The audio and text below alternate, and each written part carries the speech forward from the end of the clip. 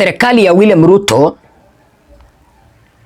imegundua kwamba wananchi hawataichagua tena 2027 baada ya kupora mali ya wananchi, baada ya serikali hii kuhusika kwenye mauaji ya vijana nje ya bunge la kitaifa 2024. Kwa hivyo Bwana Ruto, tukiwa tumesalia na miezi michache tuingie kwenye uchaguzi mkuu, ameamua kucheza na hisia za wananchi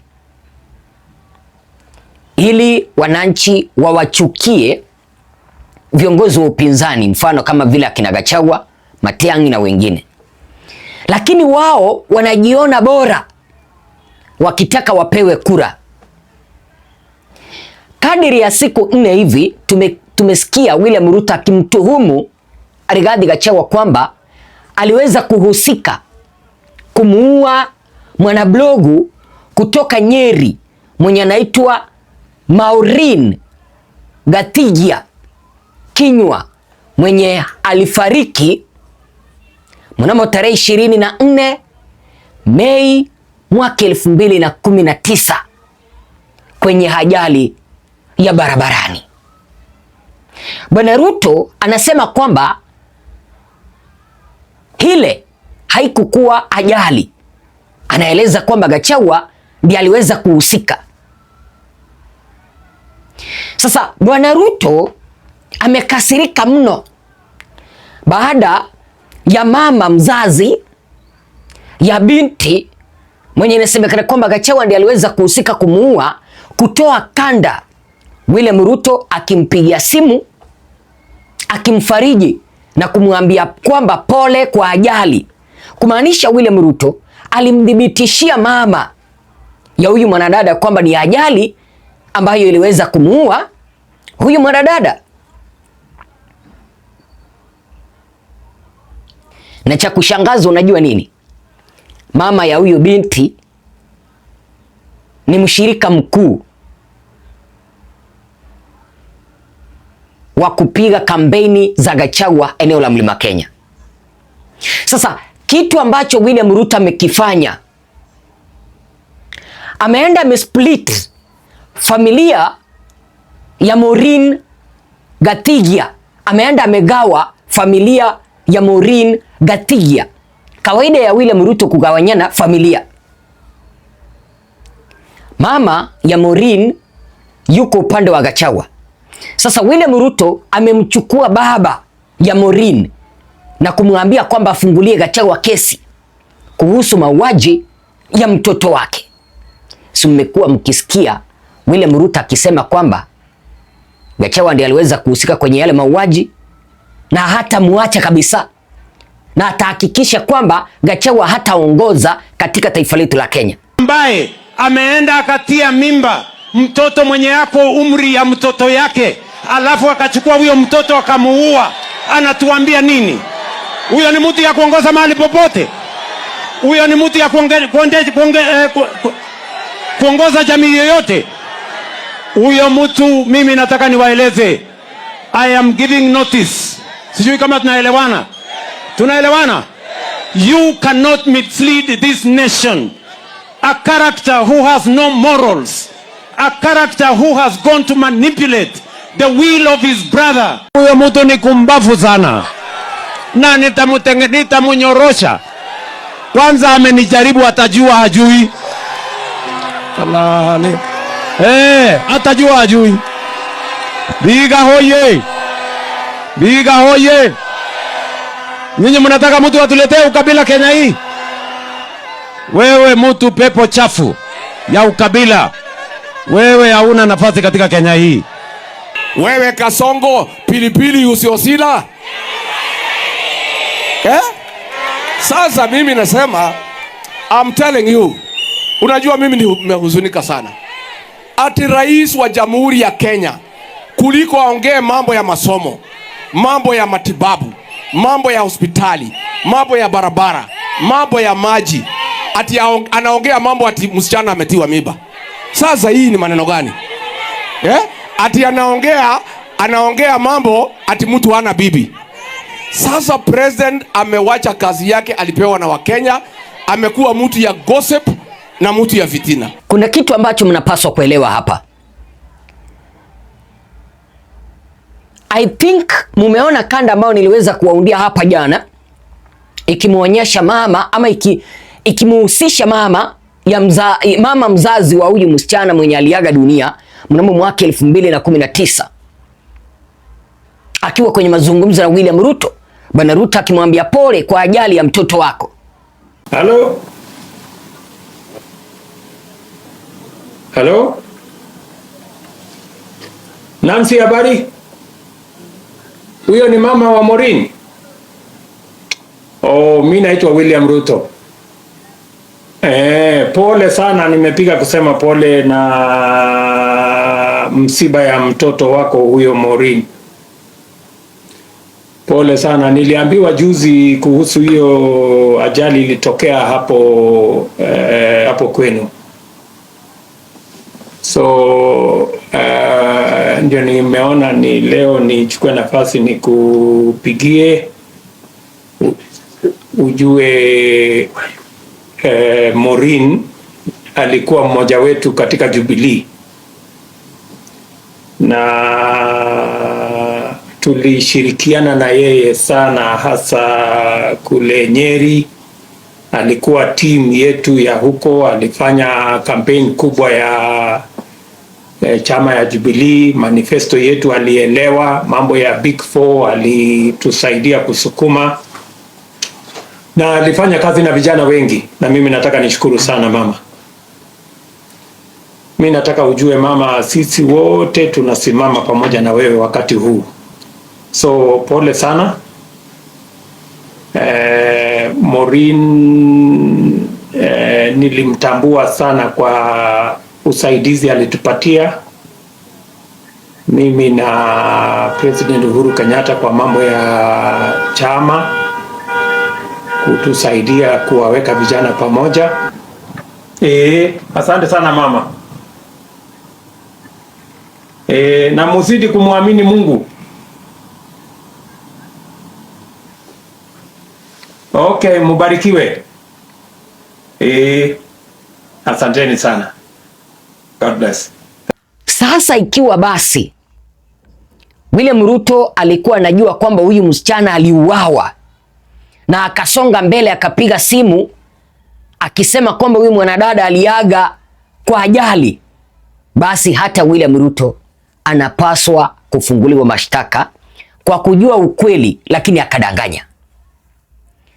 Sasa baba ya huyu binti Maureen Gathigia Kinyua ametafuta wakili wake, na katika barua ambayo tumeipokea, hiyo ambayo mnaiona hapo, baba ya Maureen ameenda katika kampuni ya mawakili ya Omenke Adenje and Advocates. Wamemwandikia barua Inspector Generali wa polisi pamoja na mkurugenzi wa mashtaka ya umma DPP kumfungulia Gachagua mashtaka na kufanya uchunguzi kuhusu mauaji haya. Barua hiyo inasomeka hivi, naomba nikusomee kwa lugha ya Kiswahili kwa sababu mimi ni mwanahabari, niko na uwezo wa kuibadilisha kwa Kiswahili tuweze kuelewa. Inasema kwamba uchunguzi kuhusu kifo cha Maureen Gathigia Kinyua tarehe 24 Mei mwaka 2019. Barua hii inahusu mada tajwa hapo juu, ambapo tumeelekezwa na James Kinyua Macharia, baba wa marehemu Maureen Gathigia Kinyua. Wakaendelea kusema kwamba barua hii nyaraka na mashahidi tuliowahoji kuhusu matukio yaliyopelekea kifo cha marehemu Maureen zinaonyesha kinyume na madai kwamba alifariki kutokana na ajali ya barabarani. Siku ya tukio, marehemu aliitwa na rafiki wa kike ambaye huenda alimshawishi kwenda mahali alipokutana na kifo chake. Kwa hivyo, kulingana na baba mzazi ambaye ameweza kutafuta mawakili, baba mzazi wa Maureen mwenye anaitwa James Kinyua, ambaye ameweza kutafuta mawakili, na nimewaeleza kwamba William Ruto ni mtu ambaye anagawanya na familia. Mnakumbuka familia ya kina Gachagua? Kipindi ambapo waliimbicha Gachagua kutoka madarakani, walienda wakachukua bibi ya Nderitu Gachagua, ndugu yake Rigathi Gachagua, wakampeleka kwa serikali na wakaanza kusema sasa, kutoka hapo serikali ikaanza kusema kwamba Gachagua aliweza kunyang'anya bibi ya Nderitu Gachagua mali. William Ruto anajua kufanya hayo. Juzi mumeona ameweza kumtuhumu Eugene Wamalwa kwamba alichukua mali ya ndugu yake ya kijana Wamalwa, ameacha familia yake ikihangaika. Jana nimeona watoto wa kijana Wamalwa wamepewa script kusema kwamba Eugene Wamalwa amewatelekeza. The same script is now applying here. Bwana Ruto na serikali yake wamemtafuta James Kinyua, wamemchukua kwa serikali kipindi ambapo mama mzazi wa Maureen yuko DCP, na kumwambia kwamba afungue mashtaka, afungulie Gachagua mashtaka. Sasa kulingana na baba mzazi wa Maureen anasema kwamba kulingana na ushahidi na washahidi ambao ameweza kuzungumza na wao,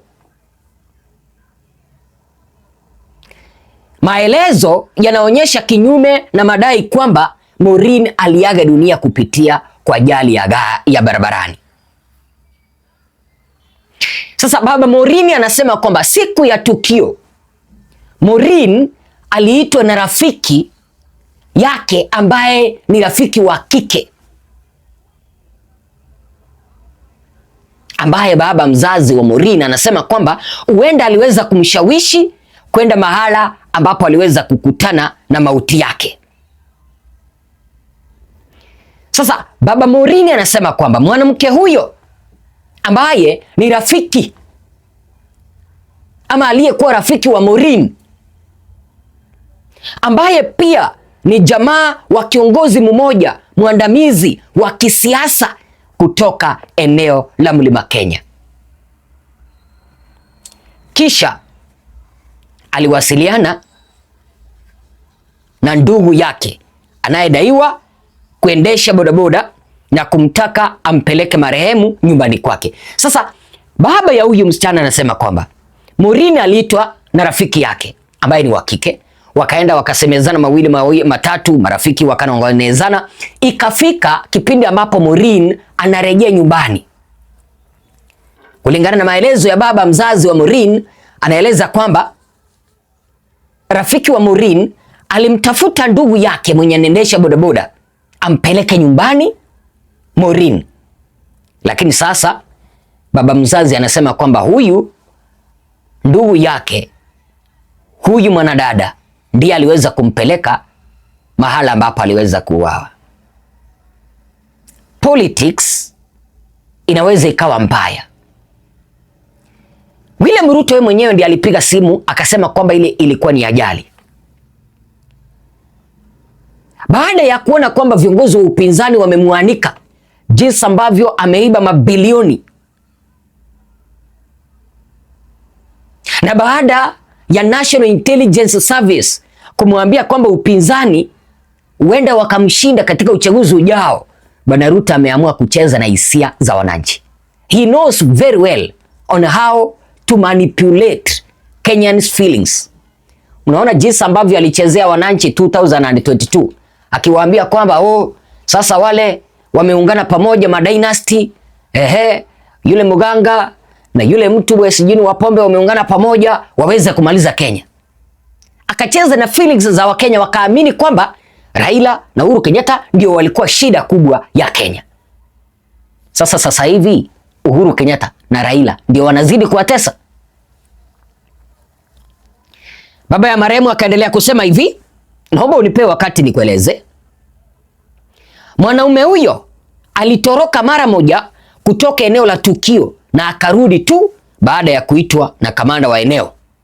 Katika eneo la tukio, pikipiki inayodaiwa kuhusika haikuwa na dalili zozote za kuharibika kuashiria ajali, na marehemu alikuwa na tundu kwenye paji la uso.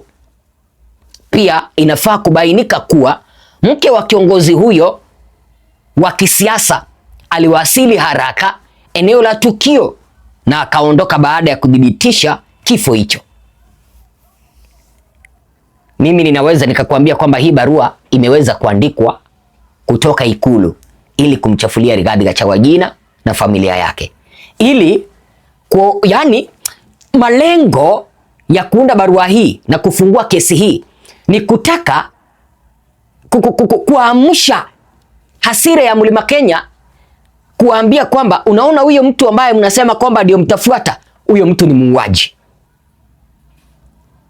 Hayo ndio malengo ya hii serikali. Lakini William Ruto yeye peke yake amejisahau kwamba chini ya serikali yake hakuna serikali nyingine ambayo zaidi ya vijana 2,000 kwenda juu waliweza kuuawa kipindi cha maandamano ya Gen Z. Sasa basi, kama ameanza kutafutia haki Maureen, ahakikishe kwamba wale vijana ambao aliweza kupeana amri wakauawa nje ya parliament, na wao watafutiwe haki. Akina Kenei, akina Jacob Jumwa watafutiwe haki. Akina Chris Msando watafutiwe haki. Isije ikawa kwamba kwa sababu anataka kura kutoka eneo la Mlima Kenya eti kwamba anaamsha hisia za Mlima Kenya. Eti sasa kwa sababu anajua Mlima inakuanga ni watu wa hasira, eti sasa wamkasirikie Rigathi Gachagua. Mimi sijasema eti kwamba familia ya Maureen isipate haki. Mbona walikuwa wameacha kutafutia familia ya Maureen haki kuanzia 2019 mpaka sasa hivi 2026? Ndio wanakuja kuamsha hasira na huzuni kwa familia ambayo ilikuwa imesahau mpendwa wao. Bwana Ruto anajua fika kwamba Bwana Ruto mwenye anasema kwamba Gachagua aliweza kuua, alikuwa anajua maybe Gachagua aliua, lakini akasonga mbele akamchagua Gachagua kama mgombea mwenza wake, naibu wake. Wakenya msidanganywe. Wakenya msianguka kwenye huu mtego wa William Ruto. Gachagua might be innocent, but William Ruto want to incite Kenyans against Gachagua.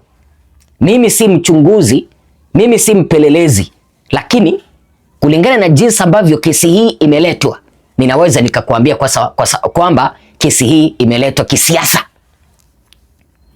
Sasa wanaeleza kwamba huyu mwanadada mwenye alikuwa amembeba huyu mwanaume mwenye alikuwa amembeba Maureen baada ya kupata ajali, yeye alitoroka kutoka kwa eneo, eti akarejea baadaye baada ya kuitwa na kamanda wa eneo hilo.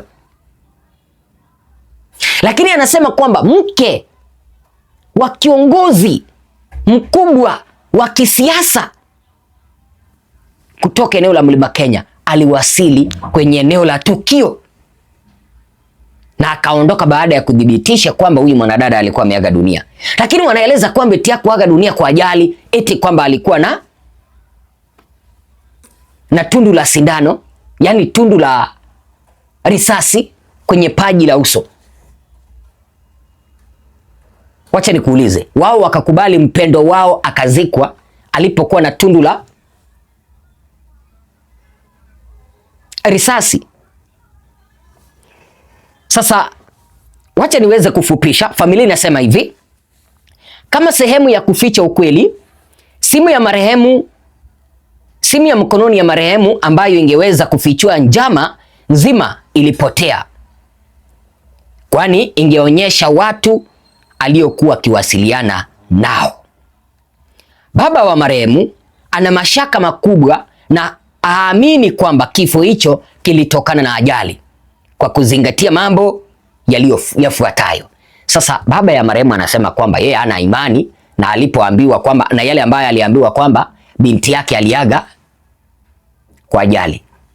Sasa baba ya marehemu anasema kwamba mambo yafuatayo ndiyo yanafanya asiamini kwamba binti yake aliaga kwa ajali. Namba moja, Maureen aliitwa katika eneo la Mataga na alikaa huko hadi baada ya saa 12 jioni.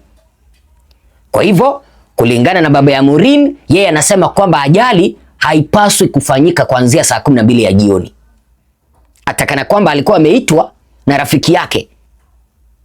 Baba ya Maureen anasema kwamba ajali haipaswi kufanyika kuanzia saa 12 ya jioni. Namba 2, baba ya marehemu anasema hivi: wakati marehemu alipotaka kuondoka, mwanamke huyo alimuita ndugu yake na kumpa maelekezo kuhusu mahala pa kumpeleka. Anaeleza kwamba eti sasa huyu rafiki ambaye ni mwanamke wa Maureen mwenye alikuwa amemuita, wakaenda wakazungumza mawili matatu, eti Maureen alipotaka kuondoka, huyu mwanadada ama huyu mwanamke aliona kwamba pamekuwa usiku, wacha muitie bodaboda ampandishe Maureen, amwambie kwamba, akaambiwa bodaboda peleka Maureen mahala fulani. Jinsi ambavyo maybe rafiki anaweza kanitembelea nyumbani kwangu, nione imefika jioni, nitafute rafiki yangu wa karibu nimwambie kwamba nifikishie huyu Felix mahali fulani. Kulingana na baba Maureen anasema kwamba hayo maneno anayashuku huenda yaliweza kusababisha kifo. Namba 3, anaeleza kwamba baba ya Maureen anaeleza kwamba ndugu huyo alitoweka na akarudi kwa dada yake, huenda baada ya kumfikisha Maureen kwa watu waliomuua. Sasa baba ya mzazi wa Maureen anasema kwamba baada ya ajali hiyo kutokea, yeye anasema kwamba ajali haikutokea, bali huyu mwanabodaboda alimpeleka Maureen mahala ambapo alienda kuuawa, na akatoroka akarudi kwa dada yake baada ya tukio kuweza kufanywa. Namba 4, akaeleza kwamba baba Maureen akaeleza kwamba pikipiki iliyodaiwa kuhusika katika ajali haikuwa na denti yoyote. Yaani anasema kwamba pikipiki ambayo inasemekana kwamba iliweza kuhusika kwa ajali haikuumia, lakini kusema ukweli, mpenzi mtazamaji, mimi nimeona mikasa mingi. Mimi ni mwanahabari, nimeona mikasa mingi hapa barabarani. Ajali sometimes inafanyika, unapata kwamba bodaboda haijaumia, haijaweza kupasuka hata, lakini yule ambaye alikuwa amebebwa juu akafariki. Lakini sasa baba ya Maureen anasema kwamba ile bodaboda ambayo ilikuwa imebeba Maureen haikukuwa na alama yoyote ya kuonyesha kwamba ajali ilifanyika. Namba 5, mashaka ambayo yanamfanya baba Maureen aweza kuamini kwamba binti yake aliuawa. Marehemu alikuwa na tundu kwenye paji la uso, linashukiwa kuwa la kuingilia risasi, ambalo halikutajwa katika ripoti ya uchunguzi wa maiti. Sasa kama baba Maureen alikuwa anajua kwamba hapa nayo baba Maureen anakosea, kama alikuwa anajua kwamba binti yake alikuwa na tundu la risasi kwenye paji la uso wake, mbona alikubali ripoti ya uchunguzi ambayo iliweza kutolewa? Tusemezane ukweli, tuache matusi, tuache hasira. Mbona alikubali hiyo ripoti? Sasa hivi ni anakuja kutuambia kwamba huenda huyo binti aliuawa kwa sababu William Ruto amezungumza. Namba 6, baba yake mzazi anasema kwamba baba yake mzazi huyo binti Maureen anasema kwamba mke wa kiongozi huyo wa kisiasa aliwasili eneo la tukio kudhibitisha jambo fulani na baadaye akaondoka. Anaeleza eti kwamba mke wa huyo kiongozi mwenye mnamjua eti aliweza kufika eneo la tukio na akaondoka kudhibitisha kwamba huyo binti ameaga dunia. Sasa barua hiyo ikamalizia kusema hivi: kwa hivyo maagizo yetu ni kukuomba uelekeze Inspector General wa polisi kuunda timu maalumu ya wachunguzi na kufungua uchunguzi rasmi, ukipenda kwa lugha ya kimombo inquest, kuhusu swala hili ili ukweli ujulikane. Wako mwaminifu, sahihi, Geoffrey Omenke kwa niaba ya Omenke Adenje and co-advocates. Hasa unasikia ni barua ambayo baba yake mzazi Maureen ameweza kuandika kuelekea kwa mkurugenzi wa mashtaka Nelson Igonga katika taifa letu la Kenya, akimsukuma kwamba aweze kuagiza Inspector Generali aunde jopo la uchunguzi kuchunguza haraka sana. Na nimekueleza kwamba mama mzazi mwenye alipigiwa simu yuko DCP. Baba mzazi wa Maureen amenyakuliwa, amepelekwa kwa serikali. Sasa yeye anatembezwa tu na serikali. Nia ya serikali sio eti kumtafutia haki. Get it right from me. Nia ya serikali sio eti kwamba wanamtafutia haki, bali nia ya serikali wanataka kucheza na hisia za wananchi wa Mlima. Ndiposa wananchi wa Mlima wasimfuate Gachagua, bali wafuate William Ruto, kwa sababu sasa yeye ndiye anaonekana yeye ndio mweupe kama pamba. Iwapo William Ruto ameanza uchunguzi wa mauti au maafa, serikali yake ndio inapaswa kuchunguzwa kabisa kwa kuwaua vijana wa Gen Z. Yeye ndiye anapaswa kuchunguzwa kwa kuuawa kwa Kenei aliyekuwa anafanya kazi katika afisi yake alipokuwa naibu rais. Jacob Juma naye uchunguzi unapaswa kuanzishwa upya. Kama basi rais wetu ameamua kwamba wacha atafutie familia ya hii kwa sababu ya siasa haki, basi hata wengine na wao wanapaswa kutafutiwa haki. Mimi sikatai uchunguzi usifanywe. In fact, mimi ninaomba polisi waharakishe mbio uchunguzi ufanywe, na kama Gachagua hana hatia apewe compensation ya kuharibiwa jina.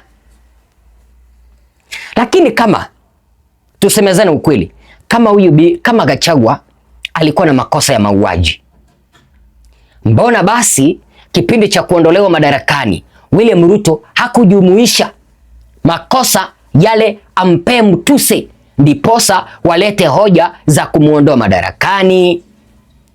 Ndio, wakati mwingine wacha tusemezane ukweli. Wakati mwingine ni vizuri kusemezana ukweli kuliko kutetea uozo. Ndio. Mnakumbuka jinsi ambavyo mashahidi wa ICC walikuwa wanapotea? Wengine wanapatikana wakiwa wamerushwa kwa mto. Wao ni akina nani ambao wameanzisha uchunguzi? Hapana bwana. Our president bwana, you can do better. Stop concentrating on these things. Kwa sababu uliambiwa eti kwamba masikio yamekuja juu. Kwa sababu uliambiwa kwamba serikali yako imejaza ufisadi. Jamani, hapana, we can do better. What is your take?